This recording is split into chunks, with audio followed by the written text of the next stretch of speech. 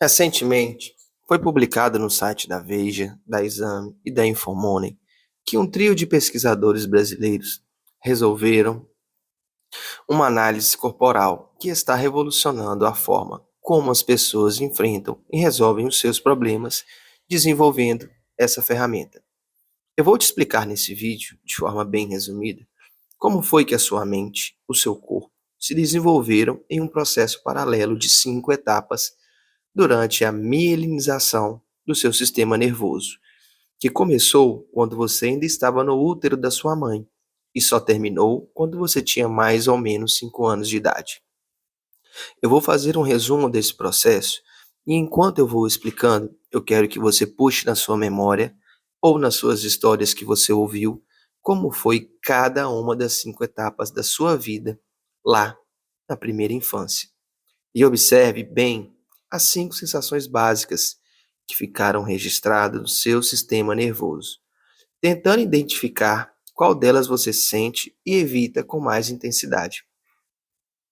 Se é a rejeição, o abandono, a manipulação, a humilhação ou a traição. Qual dessas sensações você sente com mais intensidade e qual delas você prefere evitar? Vou repetir: rejeição, abandono, manipulação, humilhação ou traição. E por que eu quero que você preste atenção em cada uma dessas sensações? Porque cada uma delas foi registrada no seu sistema nervoso e em cada uma das 5 etapas pelas quais você passou. E esse processo moldou tanto a sua mente quanto o seu corpo como ele é até hoje. Por isso, pelo formato do seu corpo, dá para saber que tipo de mente você tem. E sabendo que tipo de mente você tem, você consegue descobrir por que você age e reage de determinada maneira diante dos desafios que fazem você ter os problemas na sua vida. Para o conteúdo não ficar muito longo, em um outro conteúdo eu explico mais sobre cada etapa desta formação de caráter e como ele molda a mente e o corpo. Mas vamos fazer um resumo breve para você entender melhor. Nas 5 etapas, a primeira começa no útero. Quem passou por uma gravidez complicada terá o traço de caráter esquizoide, mais forte na mente e, sendo assim, terá um corpo mais magro, com muita energia na cabeça e pouca energia no corpo. São pessoas que geralmente usam óculos, são extremamente racionais e lógicas, não gostam de contato e falam pouco. São muito criativas, mas pouco executoras. Tem uma coisa importante de saber sobre esse traço. Os esquizoides odeiam incomodar. Por isso, não são muito comunicativos e proativos. Quem tem esse traço de caráter muito alto não gosta de se expor e morre de medo de ser rejeitado. Essa relação do útero com as percepções inconscientes do bebê se dá por conta do estado fisiológico da mãe, que se altera quando passa por algum desconforto intenso ou um trauma na gestação. E sempre que o estado emocional dela se altera, o estado fisiológico dela também se altera, fazendo o corpo dela manter menos sangue para o útero, deixando ele frio, duro e desconfortável para o bebê. Cada etapa dessa tem uma explicação técnica e fisiológica, mas eu não vou entrar em detalhes aqui para o conteúdo não ficar muito longo, ok?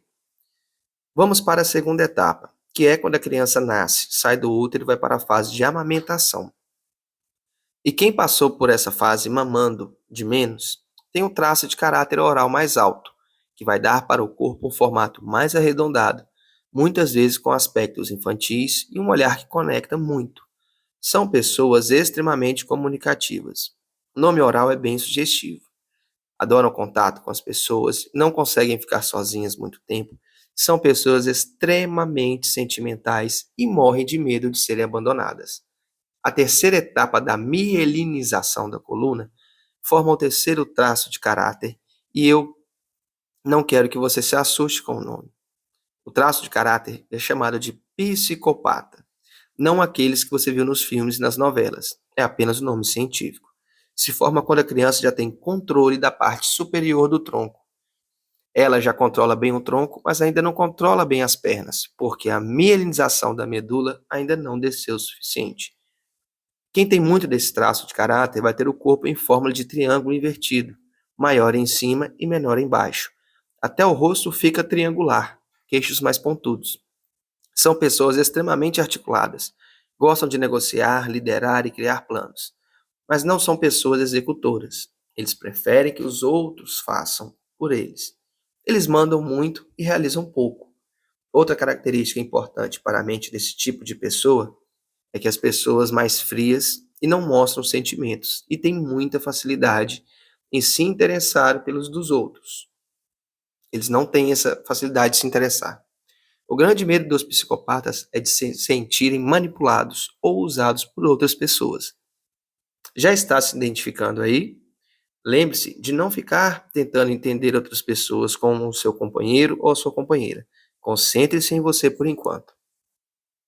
Vamos então para o quarto traço de caráter, que se forma na nossa mente e fica registrado no nosso sistema nervoso.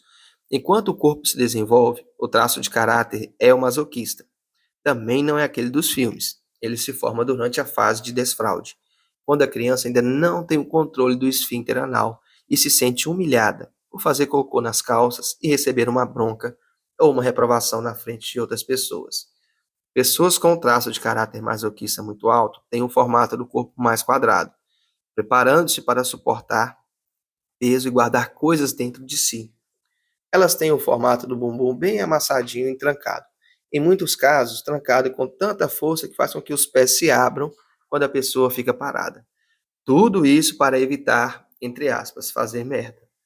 Por isso são pessoas extremamente metódicas e atentas aos detalhes, mas que não demonstram. Eles guardam tudo dentro de si. O maior medo de um masoquista é falhar e ser exposto, pois isso fará com que ele se sinta muito humilhado. O último traço que se forma é o traço de caráter rígido. Ele se desenvolve na fase em que a mielinização do sistema nervoso atinge o ponto final da coluna, dando para o aparelho reprodutor sensibilidades novas, que até aquele momento a criança ainda não tinha. E nesse momento que a sexualidade surge na vida, na mente e no corpo humano, fazendo com que o menino se conecte com a sua mãe e a menina mais com o seu pai, formando o que Freud descreveu como o triângulo do Édipo.